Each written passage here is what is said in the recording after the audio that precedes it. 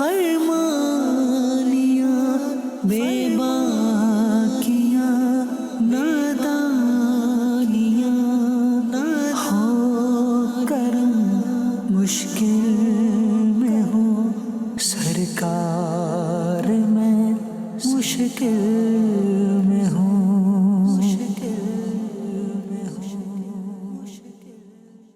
ایک اعرابی اونٹ پر سوار تھا. سرکار صلی اللہ تعالی علیہ وسلم کو دیکھ کر اس نے سلام عرض کیا اور چاہا کہ قریب جا کر سرکار صلی اللہ علیہ وسلم نے کچھ دریافت کرے، لیکن اس کا اونٹ کچھ بدک سا گیا تھا. وہ آگے بڑھنا چاہتا لیکن اونٹ اس کو پیچھے دھکیل دیتا. یہ دیکھ کر لوگ ہنسنے لگے.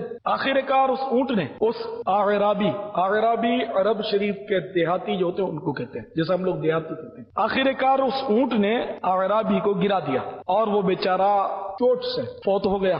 تو لوگوں نے عرض کیا یا رسول اللہ صلی اللہ علیہ وسلم یہ تو گر کر انتقال کر گیا. تو سرکار صلی اللہ علیہ وسلم نے ارشاد فرمایا ہاں تمہارا منہ اس کے خون سے بھرا ہوا ہے، یعنی تم اس پر ہنس رہے تھے. پیارے پیارے اسلامی بھائیو، اس روایت میں غور کرنے سے پتا چلتا ہے کہ کسی کی ہنسی نہیں اڑانی چاہیے. ظاہر ہے کہ کوئی گر جائے پھسل جائے تو ہم لوگ ہنستے ہیں، تو ہمارے ہنسنے سے جس پر ہم ہنسے نا وہ کنفیوز ہو جاتا ہے. یہ عام طور پر آپ نے ملاحظہ فرمایا ہوگا، کبھی آپ کا بھی پیر پھسلا ہو، آپ اچھے خاصے جا رہے ہیں اور کیلے کے چھلکے پر پڑے اور پیر پھسلے تو آپ کنکھیوں سے ادھر ادھر دیکھتے ہوں گے کہ کوئی دیکھ تو نہیں رہا وہ، اور اس وقت آپ کو یہ بھی تمنا ہوگی کہ کاش میری کوئی ہمدردی نہ کرے، کہ اگر پھسلتے ہوئے کوئی دیکھے گا تو ہمیں شرم آئے گی. ہمدردی کرنے سے بھی جھیپ بڑھتی ہے ایسے مواقع پر. ہاں گر گئے چوٹیں آ گئی کوئی آ کر سہارا دے وہ الگ بات ہے، لیکن تھوڑا بہت پھسلنے سے یہ عام نفسیاتی طور پہ آدمی ادھر ادھر دیکھتا ہے کہ کوئی مجھے دیکھ تو نہیں رہا، ہنسی تو نہیں آ رہی. تو کسی کی بھی اس طرح کی پوزیشن دیکھ کر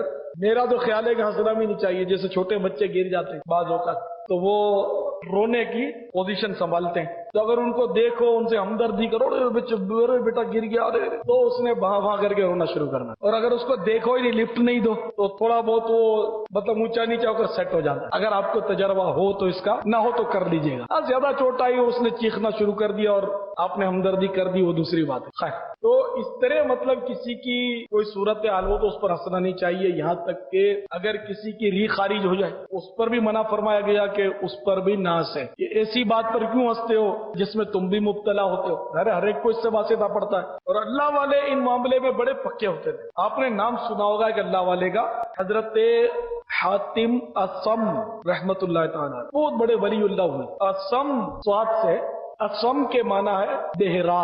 حالانکہ وہ تو ایسے ولی اللہ تھے کہ دل کی آوازیں بھی سن لیں، یہ بہرے کیسے ہو گئے؟ اسم کے معنی تو بہرے. تو ان کا اسم مشہور ہونے کا واقعہ بڑا دلچسپ ہے. کوئی پریشان حال خاتون ان کی خدمت میں حاضر ہوئی اور اس خاتون کی ری خارج ہو گئی آواز کے ساتھ. اب وہ بڑی سٹ پٹائی. ظاہر ہے اگر عام حالات میں کسی کی ری خارج ہو جائے تو ہنسی کا فوارہ ابل پڑے اور اس کے بیچارہ جس کی ری خارج ہوئی اس کی تو حالت خراب ہو جائے شرم کے مارے. تو سیدنا حاتم اصم رحمت اللہ علیہ نے سن تو لیا تھا آواز کو، لیکن تو اللہ والے تو ان کو کیا مطلب فضول ہنسی سے واسطہ.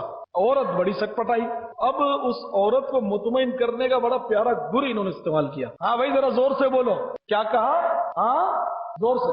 جب وہ اس طرح گفتگو کرنے لگے تو وہ عورت سمجھی کہ میں تو خامہ خواہ شرم کے مارے دوری ہوئی جا رہی ہوں تو بہرے ہیں، تو میری اتنی زور زور کی آواز میں بھی بولتے ہیں زور سے بولو زور سے بولو، تو اس نے میری وہ باریک آواز کیا سنی ہوگی؟ وہ سیٹسفائیڈ ہو گئی، مطمئن ہوگی. اب یہ اس عورت کے سامنے اسم یعنی بہرے ڈکلیئر ہوئے. خیر وہ تو چلی گئی، لیکن اس اللہ کے ولی کو دیکھو، یہ اس عورت کا آئندہ بھی کبھی دل نہیں ٹوٹنا چاہیے اس خیال سے آپ نے عوام میں بھی یعنی اس طرح ہی اپنا اظہار کیا گفتگو وغیرہ میں کہ جیسے یہ اونچا سنتے ہیں بہرے، اس طرح آپ اسم یعنی بہرا کے لقب سے مشہور ہو گئے. حاتم اسم، حاتم بہرا رضی اللہ تعالی. تو لوگوں کو مطلب لوگوں کی دل جوئی اور ان کو شرمندہ نہ کرنا اور ان کی ہنسی نہ بنانے کا کس قدر اللہ والوں کو جذبہ ہوتا تھا. اور ایک طرف ہم لوگ ہیں کہ ہم موقع ڈھونڈتے ہیں کہ ذرا کوئی غلطی کرے اور اس کی ہم گرفت کریں، ذرا کوئی بھول کھائے اور ہم کی مطلب یعنی کہ ریل چڑھائیں، جیسے بولتے ہیں فلم چڑھائیں ریل چڑھائیں، اس کا سب کے سامنے مذاق اڑائیں. اب جس کا مذاق اڑائیں گے अंदरूनी तौर पर तो पशेमान होगा, लेकिन बाज औकात वो भी यानी हंसी हंसता है, तो हम समझते हैं कि ये फील नहीं कर रहा, तो हम ज्यादा उसका मजाक उड़ाते हैं, वो भी मतलब अपनी झेप मिटाने के लिए हंसता है और शामिल हो जाता है, लेकिन अंदरूनी तौर पर वो टूटता जा रहा है, उसका मजाक उड़ता है, उसको समझ पड़ती है हमारे सामने वो कैसा ही बेवकूफ नजर आता हो, लेकिन जाहिर है कि कुछ न कुछ हिस्स और सेंस हर एक में होता है। तो इसलिए किसी का मजाक उड़ाते वक्त अच्छी तरह सोच लेना चाहिए। देखिए सूरह हुजूरात में 26वां पारा आयत नंबर 11 सूरह हुजूरात में इरशाद होता है, मेरे आका नेमत इमाम अहले सुन्नत मुजद्दिदे दीन व मिल्लत मौलाना शाह अहमद रजा खान अलैहि रहमतुर रहमान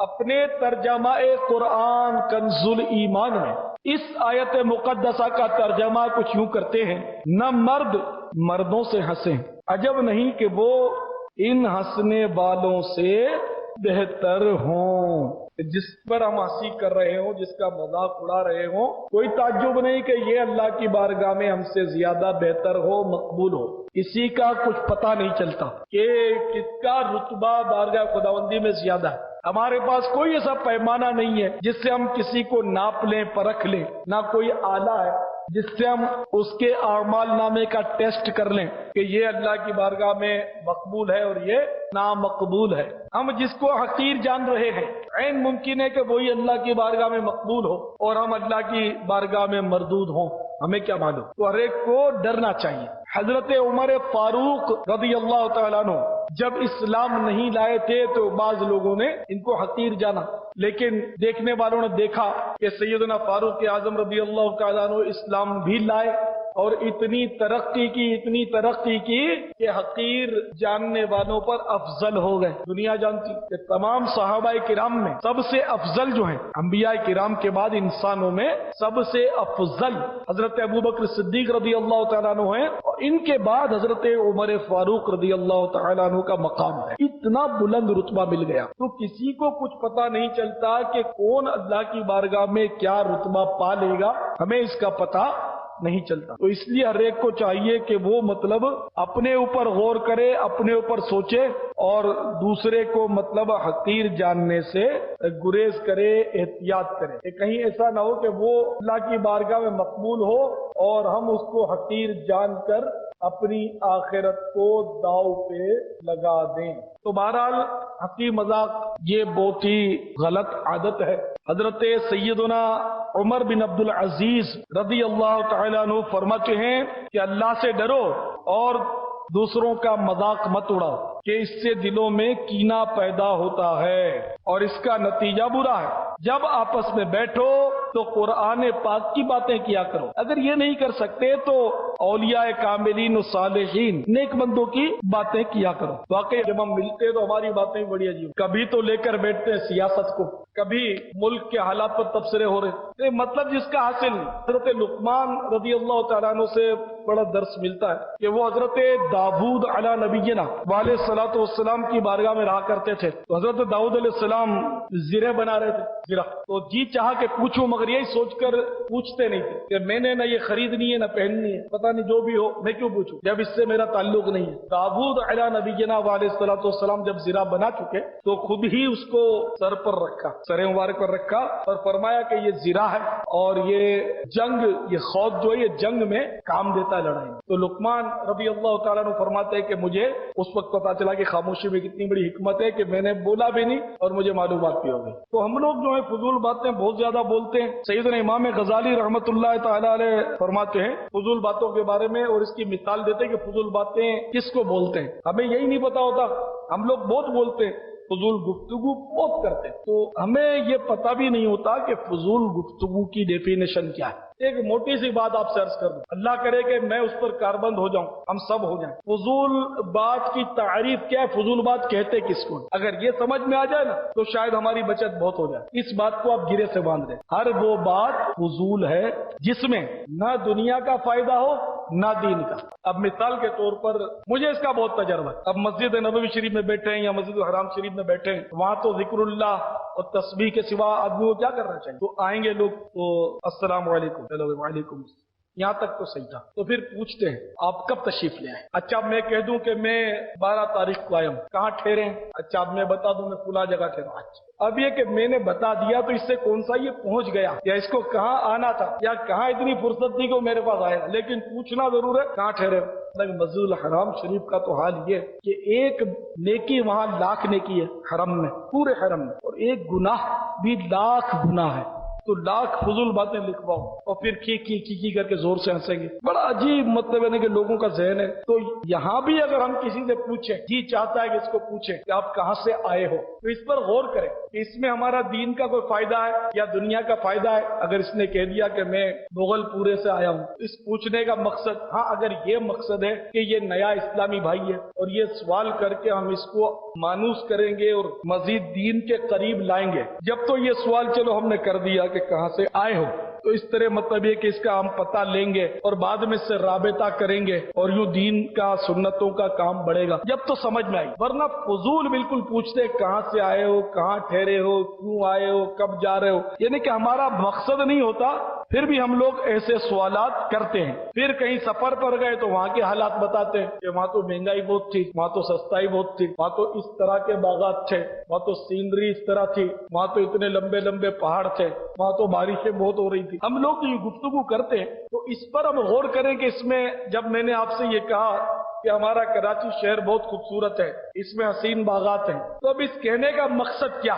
اگر میرا مقصد یہ کراچی میں کیونکہ مطلب آپ کو لے جانے کا دین کا مقصد ہے, تو چلو میں آپ کو بتاؤں کہ ترغیب دلاؤں کہ آؤ بھائی وہاں چلو اور ہمارے ساتھ آ کر سنتیں سیکھو. اگر یہ مقصد نہیں اور ویسے ہی میں بولتا ہوں تو یہ فضول بات ہے. فلاں جگہ عمارتیں بہت مضبوط بنتی ہیں, بہت خوبصورت ہوتی ہیں, اس طرح کی سین سینری کی باتیں یا نہروں کی باتیں یا کھیتوں کی باتیں جس کا فائدہ نہ, جس میں دین کا فائدہ نہ دنیا کا فائدہ نہ کاروبار نہ دو پیسے کی آمدنی, تو یہ باتیں فضول کہلاتی ہیں. یہاں تک کہ امام غزالی رحمت اللہ علیہ فرماتے ہیں کہ جو بات ایک لفظ میں ادا ہو سکتی ہو, اگر اس کو 2 لفظوں میں ادا کیا جائے تو یہ دوسرا لفظ فضول ہے.